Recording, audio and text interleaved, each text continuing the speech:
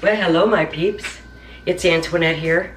Today, we are going to make cream cheese buttermilk biscuits. That's right, buttermilk. I found this ingredient on Amazon. Out of all of them, this is the only one that had 0 carbs. This is Natural Foods Sweet Cream Buttermilk Powder. This is really great because 4 tablespoons makes a cup. So you can easily convert this to whatever measurement from any recipe that you want. Just, 1 tablespoon per quarter cup. You just have to think ahead because you do want to chill this. You just mix it with water and you have buttermilk. I ran out of my carbulose flour, and that posed a problem for me because they were out of it on Amazon, and I had to go to Nutrition. They wanted $30 plus shipping. So being unemployed still, and I'll tell you that this job hunt is a lot harder this time, just the way that it is with everything online. I really miss the days when you could just go in person and apply. But your resume goes into a bottomless pit. So I'm getting pretty darn discouraged. I have had a few interviews that didn't pan out for one reason or another. So I head on over to Pinterest because I had all these flowers in my pantry. And I'm like, you know what, I can make a flour mix with what I have. And that's exactly what I did. My largest Pioneer Woman canister, it was perfect amount, it was full. So here's how I did it. I took a combination of several that people were using, and with the stuff that I had, I replaced a few things myself as well. And I pulled out my little trusty scale because I wanted to measure in grams. That's the best way to do it with, these dry ingredients. So here's what I used.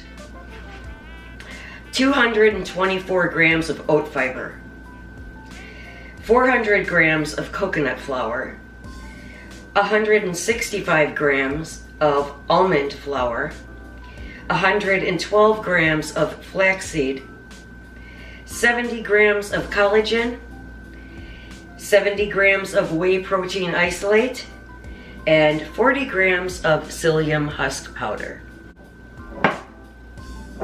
And that created my canister of flour. Right here, I have double sifted this. So I sifted it twice and weighed it after. This is 2 cups of my flour mix. Okay, let's get started.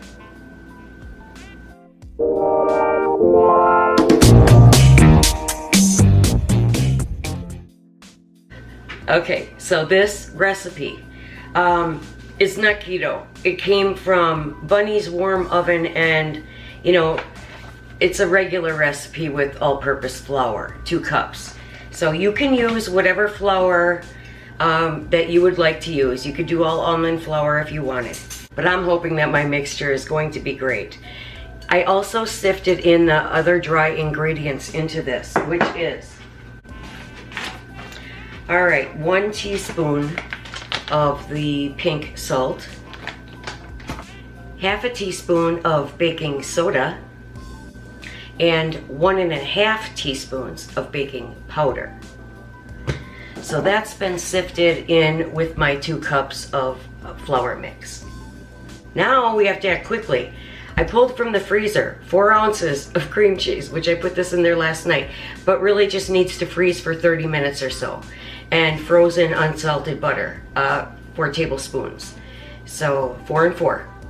I'm just gonna grate the frozen butter and the frozen cream cheese with the box grater. Now I have my 4 ounces of cream cheese grated and my 4 tablespoons of butter, half a stick, grated. But since I've been playing with it so much, it's going back into the freezer for another 30 minutes. I got the frozen butter and cream cheese out of the freezer. All right, it's perfect. It's been about a half an hour. I'm going to pour this into my flour mixture. This is the cream cheese.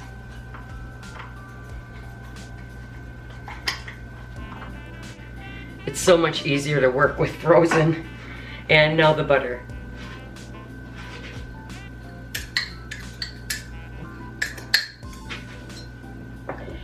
Lastly, my 3/4 cup of buttermilk, which was 3 tablespoons of the buttermilk powder and 3/4 cup of water.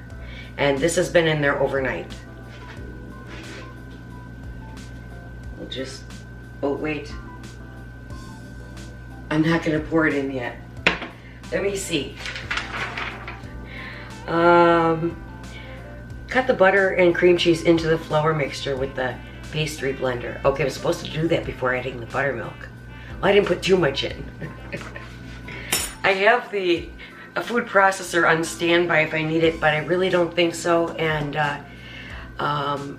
my dishwasher is pretty full of dishes, so I'd rather not dirty that thing up. So I've got the manual pastry blender. I'm just gonna start mixing it up. The little pastry blender, this works just fine, and I don't think that it's necessary to pull out the food processor. But when I got to the bottom, you can see it's getting nice and crumbly. Then it got a bit sticky on the bottom, so I pulled out my Danish whisk, and it's 4 doughs. So that was a nice finish to this. Now I'm going to pour in the buttermilk.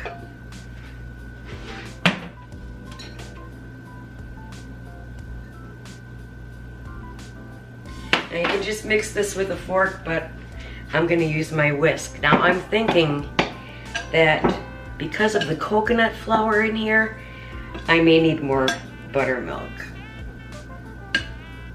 I needed my dough for just a little while, and it's holding up together pretty darn well here. So I didn't need to add any more liquid to it. This here I got for Christmas. I love this mat.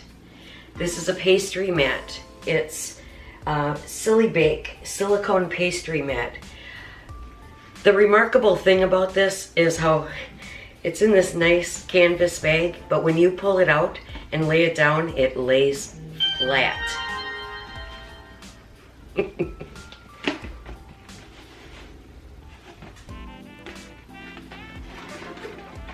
It's awesome. I got it from one of my adopted daughters. Sam. Thank you, Sam. Instead of messing up my table, I'm just gonna lay this right on my glass top stove and roll it out there. Just check out how cool this mat is. I mean, look at how it lays down. I just love that about it. It has all the conversions here, weight, temperature, liquid, and then you have the little, cookie circles. You got even recipes on here. So I just love it. And look at how perfect it fits on the stovetop. I have my dough rolled out to about 3/4 of an inch. That's what we're looking for. And I'm using my medium-size Pioneer Woman cutter. She says to just fold it like a letter and cut into triangles, but no, I like round. So I'm gonna get these on the pan. Here are the biscuits. I have my mess cleaned up. I have the dishwasher loaded. It's running. I cleaned up my mess. Oven is preheated to 425. It's going in for about 12 minutes. We'll keep an eye on it. Here I have 2 tablespoons of melted butter. It's been exactly 12 minutes and the biscuits are out. They look pretty darn good. I'm just going to brush them with some butter, and then I will show them to you. and let it cool off just a tad, and we'll taste it. Here's my plate of biscuits. It smells really good. It also smells very different since this is a whole new flour mix. I took them out just in time, it looks like. Cooks a little faster on the silicone. Alright, but they're very spongy and soft inside. I have two choices with me right now. So the one a date spread, no sugar added. That was in the one a date video. And I have the raspberry jam, the good, no sugar. So let's see which one tastes better with this, because one is more like, I mean, this is a chocolate date spread, but I thought that might actually go good with this muffin. All right, let's just crack one open and see what it looks like. It's nice and soft on the inside. We're gonna find out if it was worth all this work. All right, let's try the one a date, because I really do like this stuff. It's very good, and I'm just gonna spread some on and take a bite. This is the first time I'm using my flour mix. I hope the ratios are right.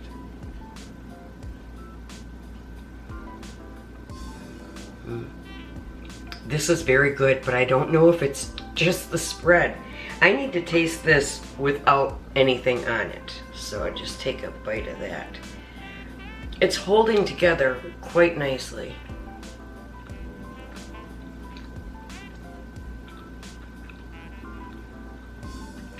This is a darn good biscuit. I'm trying to think what it tastes like. It seems a bit of a savory biscuit.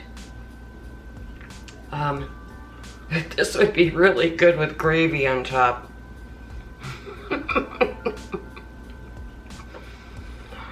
I like the combination of the flour mix, I'll tell you that. All right, let me try with the raspberry jam. Of this brand, this one's my favorite, but really nothing beats making your own. Okay, raspberry jam.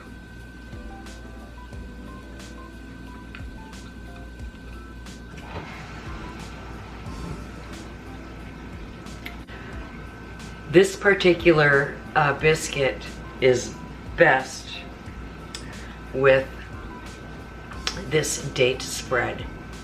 So, these flavors just go really great together.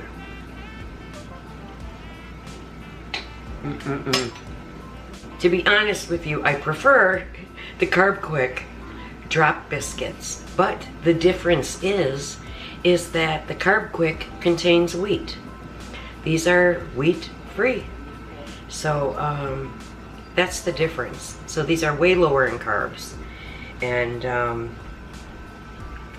totally strict keto, where the Carb Quick is dirty, lazy, filthy keto. All right, my peeps, thanks for coming by for another video. I'm going to see you very, very soon.